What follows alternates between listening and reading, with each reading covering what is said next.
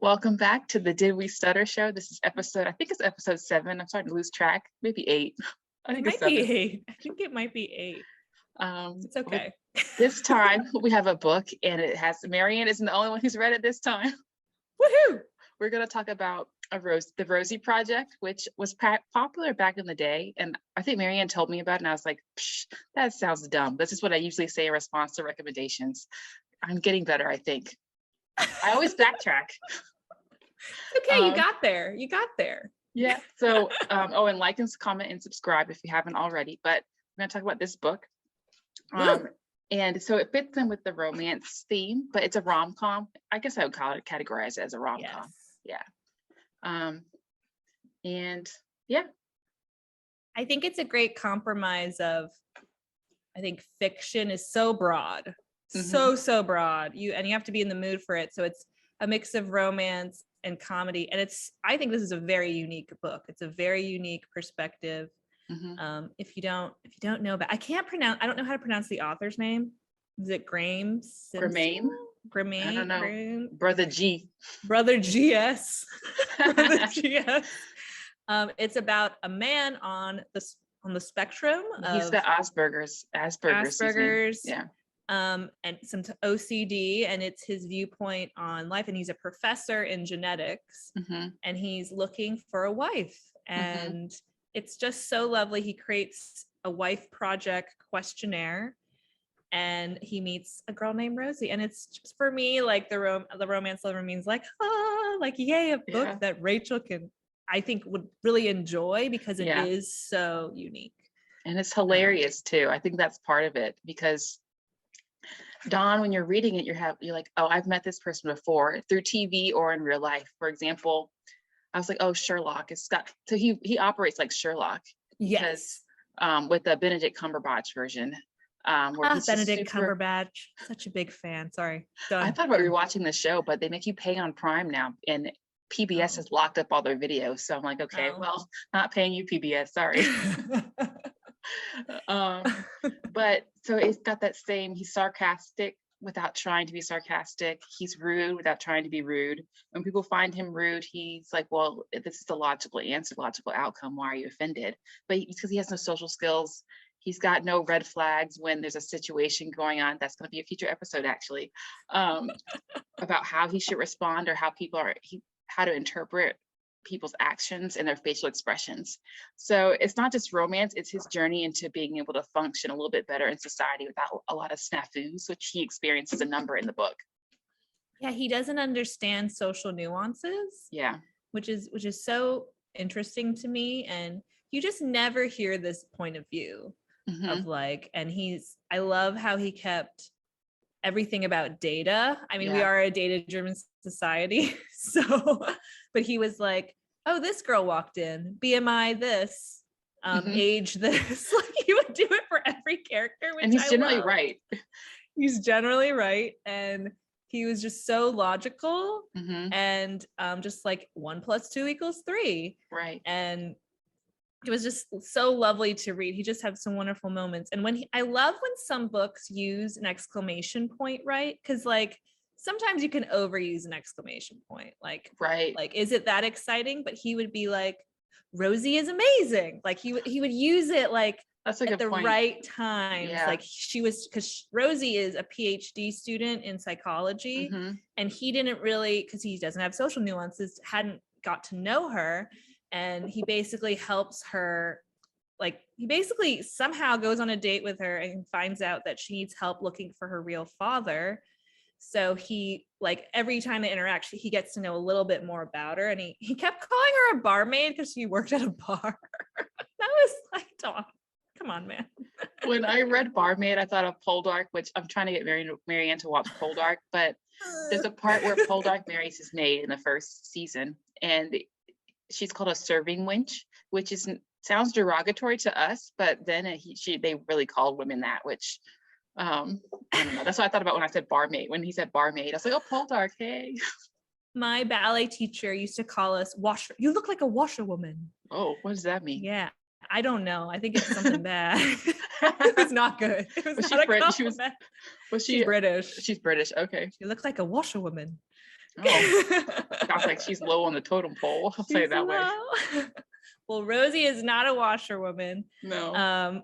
I think you could say in the romance world, this was a little bit insta love, which is fine, but he didn't know it yet. Like he was like attracted to Rosie and he wanted to be with her, but he couldn't explain why, but he was having fun. Right. And that was what I loved reading about. Like it was slowly hitting him that he was falling for her. Yeah. Yeah. Like he was like, who am I anymore? Because and when Marianne's referencing that, she's talking about how he starts to abandon his schedule to accommodate Rosie and accommodate the Father Project, which is how she's going to find her dad. Which, side note, while reading it, I was like, I don't know if she's actually, the point isn't the Father Project, because at the end I was like, I don't really care if I know who her father is, and I won't be surprised if it's their actual father on paper, which if I read it correctly, it's actually her father. She just doesn't like him. And so I'm so glad it wasn't Jean, who is Don's BFF, who he doesn't fit the category of a BFF to me. Maybe who's a BFF by convenience. Right. BFF by convenience.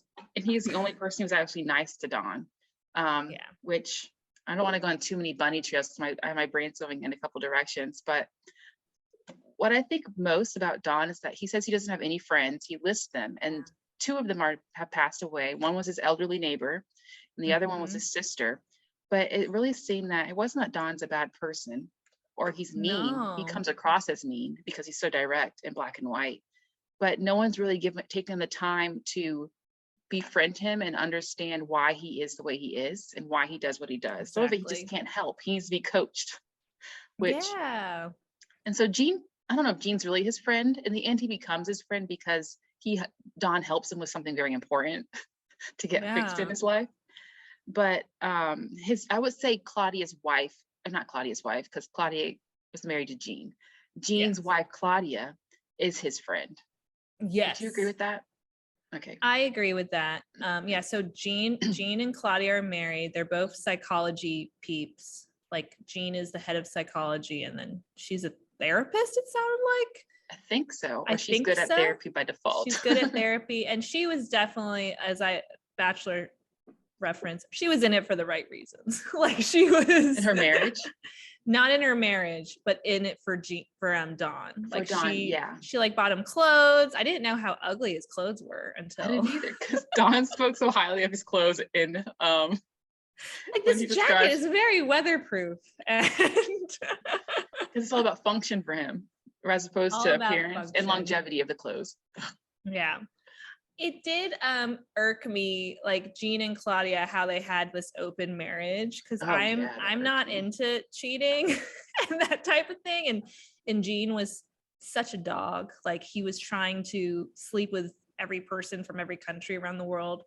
But I like how they added that to the story, because it gave it kind of another layer of how he doesn't understand the emotional aspect of that, how hard it would be. He does in the end, but in the beginning he did it. He goes, you should be fine. You have a wife that's okay with you sleeping with other people.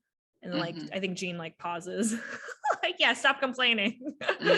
But still, like for me, I was like, oh, I don't like Jean. I don't like Jean. But I think we needed that because you like Don so much. So you needed to have that. You need to have like an enemy, like someone.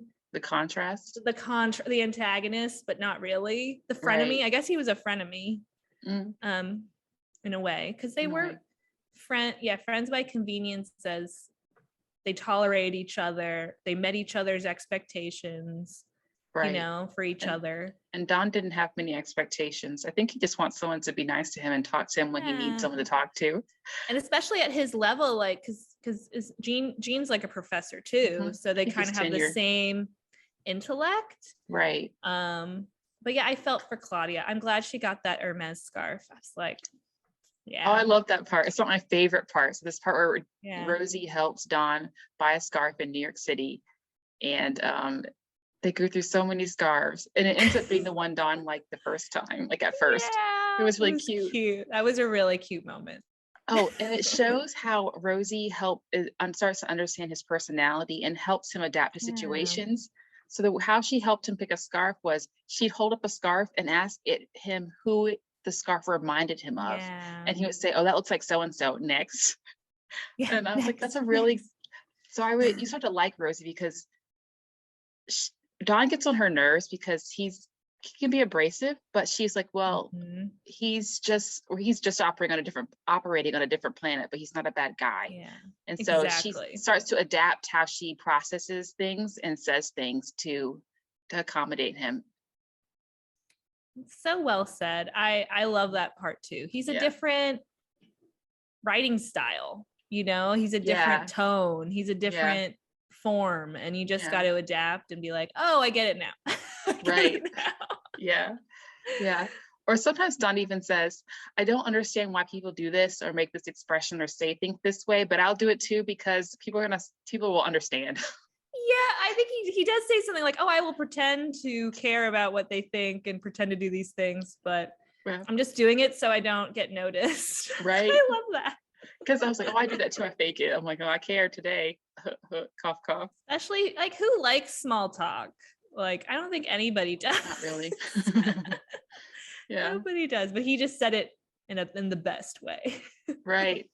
Oh, what did you think about his friend he met in New York City while they were in a bar eating pizza or something like that? Is it Dave? The baseball guy. The baseball guy. They met up later. The statistics guy. Yeah.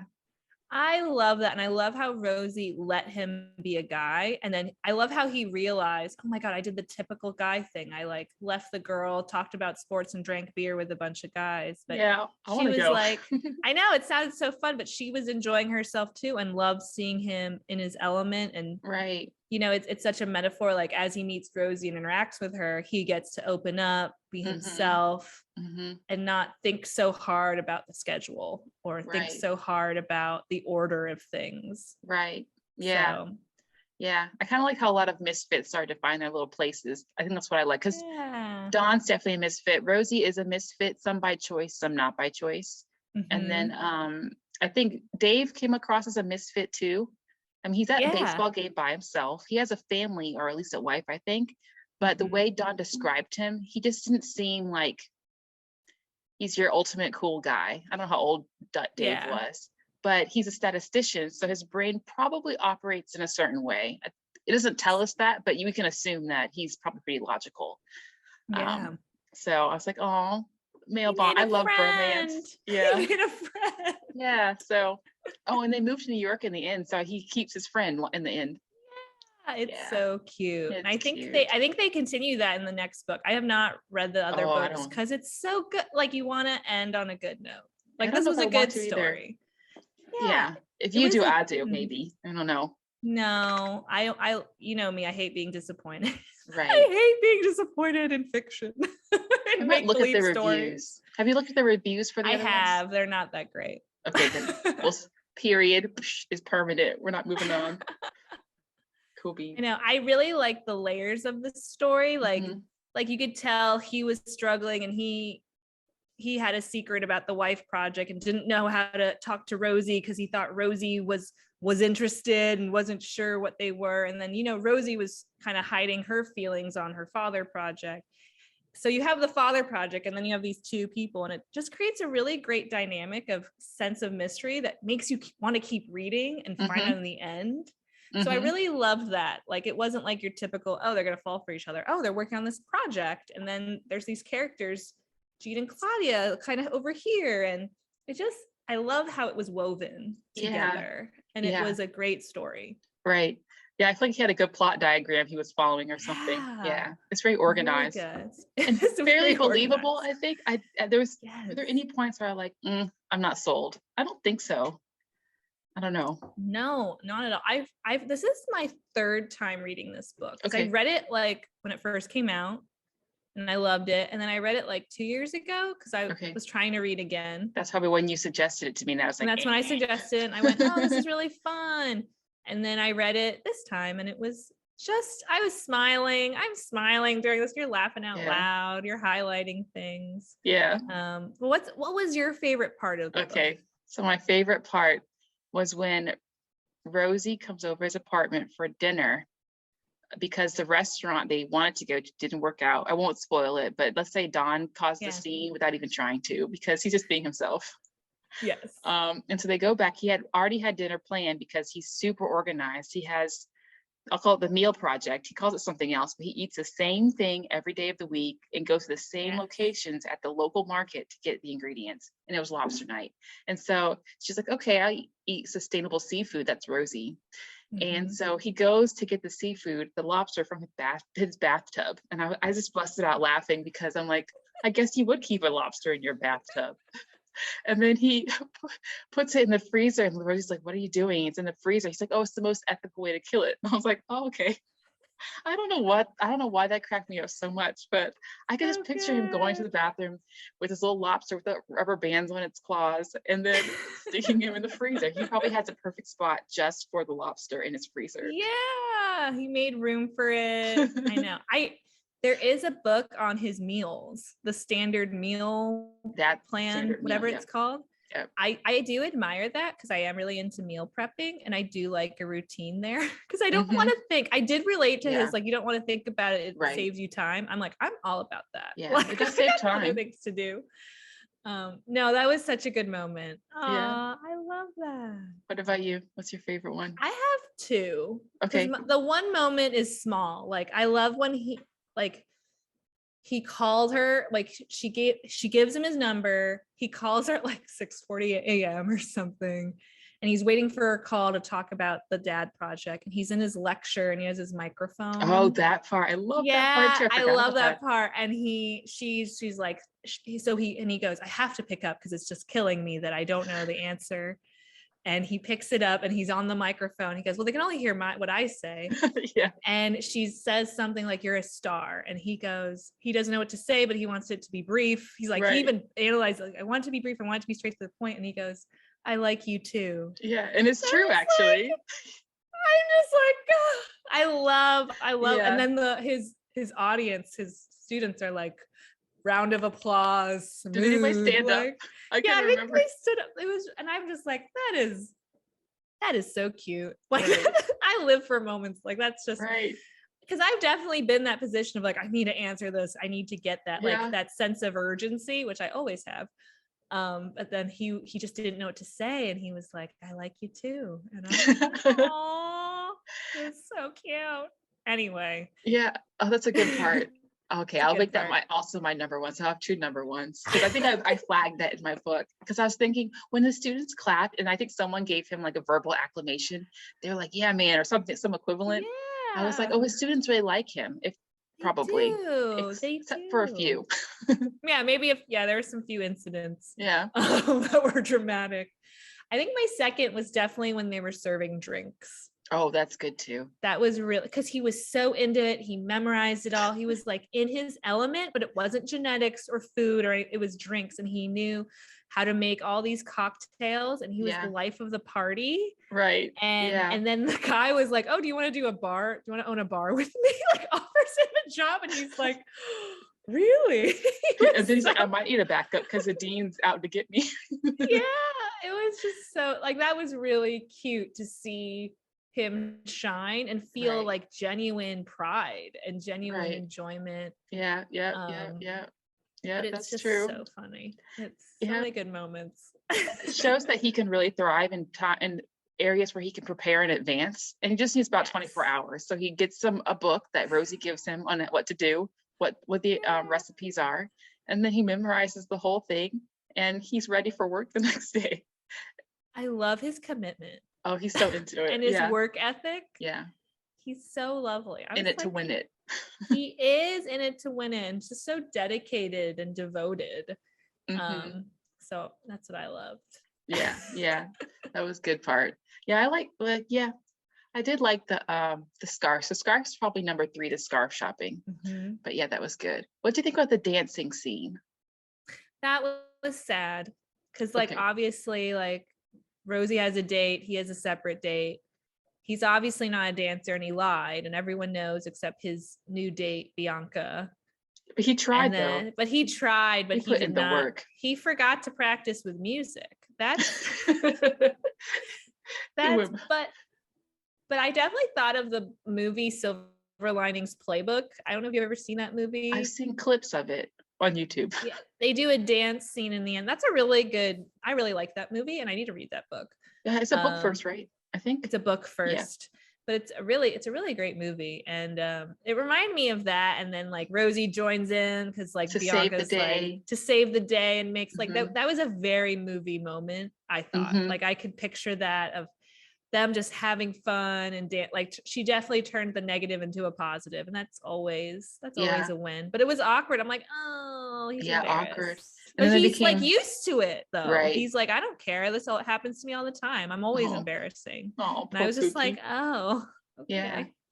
Yeah. And they become Facebook famous, I think, or Insta famous too. Yeah, some social media famous because everyone knows about them, which is cute. Well, like maybe the Bonnie and Clyde type minus the crime. Well, actually, no, not minus the crime.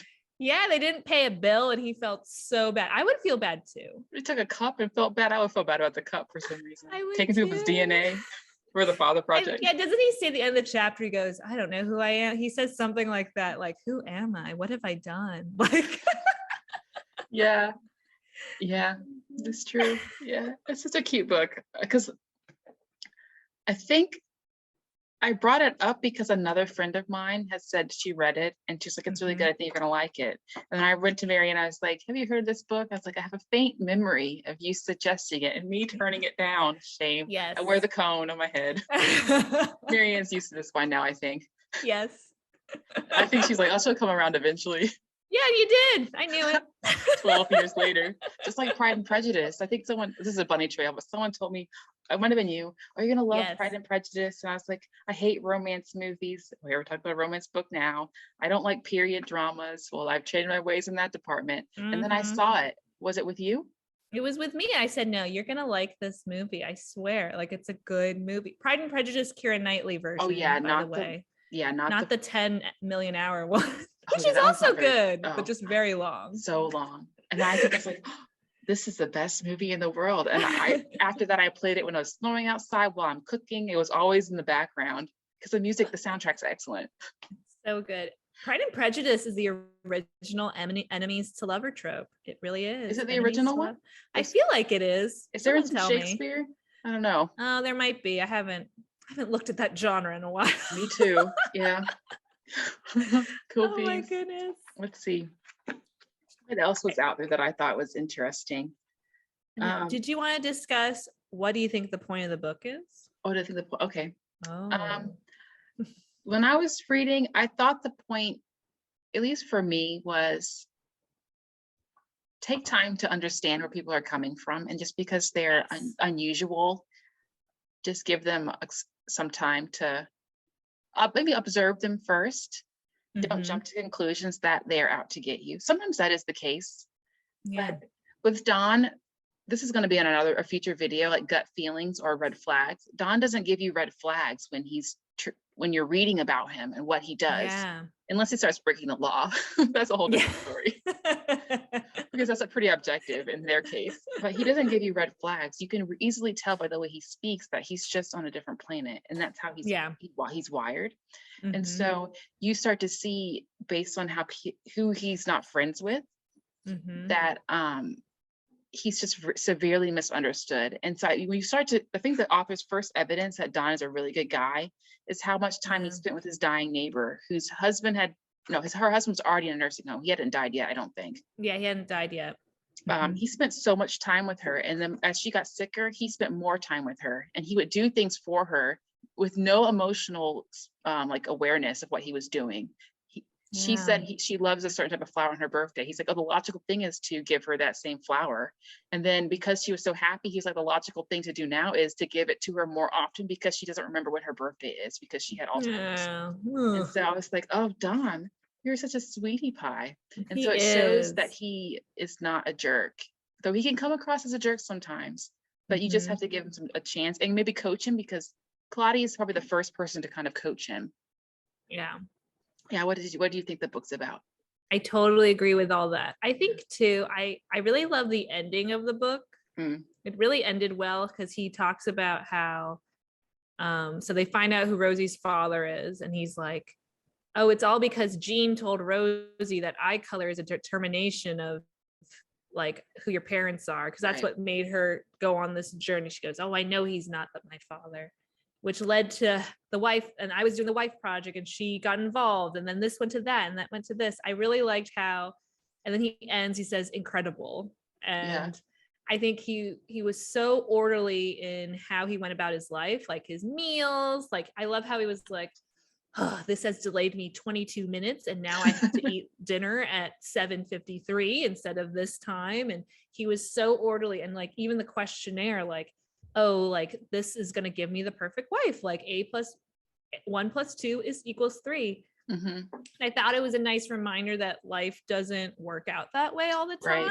Like it's like you just never know where your life's going to end up and who you'll meet, and it doesn't have to be so scheduled, and orderly. So that's what I got from the book, and I just love how it ended like that, like incredible. Like he kind of is like eureka moment. And but I do love the part of like, you can never judge a book by its cover. Seriously. Don't label me. What do you think? Your timetable reminded me of something when you talk about the timetable. I always felt like the timetable was his way of coping with life, because if he's so structured, he has a lot less time to be lonely and a lot less time to be depressed, because every minute is accounted for, and he has a very rigid sleep. Well, until he met Rosie, he wasn't skipping on his sleep either. And so I felt like it was a coping mechanism that fit his personality perfectly. It was a distraction for him. It kept him busy. It just kept him focused on, I have all these goals. I must accomplish X, Y, Z. I totally agree with that. It was funny though. He ended up drinking a lot. I was like, I was like, man, dude, how's your kidneys, your liver? I mean, he's got his Aikido and like his karate moves. So funny. It's not a movie, is it? I don't think it's a movie. So I looked this up this morning. Okay. It went through so many casting, director, producer changes that now it's at the hands of Henry Cavill, Superman. He wants to direct and star in it. No. I don't even know who that is, but I feel no in my heart. Superman. He's Superman. Which Superman? The latest Superman. Okay, I have to Google it. I'm really broad shoulders. No, he must do bench pressing. I mean, he's definitely improved as an actor, I think. Henry Cavill, but I didn't picture him as Dom. I haven't thought about who would be a good lead person, but my first thought was that since Benedict has such great practice being a Don, he would be good. He would be good. They're all Australian, so it'd be nice to honor that. Oh, that's true. They're all Australian. I don't know who, but someone that's good looking and knows how to karate and could be a nerd. And he has glasses too. Which are apparently pretty nerdy, I think. His glasses probably nerdy and functional. And rides his bike everywhere. And just like really adorable. In my heart, I don't know if I want it to be a movie, just because sometimes movies just don't match at all. Your imagination is way better. Way better. Right. I feel like Don, I'll call him Dan. Dan's a good narrator. He gives you the details you need to know. Yeah. I mean, the only like book to movie I think that did it awesomely was Lord of the Rings. Happy 20th anniversary, Lord of the Rings. Oh, I felt like watching Fellowship of the Ring the other day. I do too. I will take it. I will take the ring. It's when I was watching Avengers with my family, the end game. And I was the last, I was like, Lord of the Rings, there's an orc, there's a Frodo Sam moment. They copied, it's just copy paste. And then I got salty and I was ready to change the channel when Thor is sharing his hammer. That's a different topic that Marianne and I think about talking about. I'm like, Thor's not supposed to share. Thor is sacred. Different topic. Anyway, moving on. How did we get there? Oh, movies, books and movies. Henry Cavill, because he might be in the movie. So yeah, I don't think I could watch the movie because this book was so good. It was just, it like some things are sacred and you shouldn't touch them. Like Thor's hammer. Yeah. We'll end there. Thanks for watching, you all. Thanks, everyone. Thanks for watching. Bye. Like, comment, subscribe, and happy almost New Year.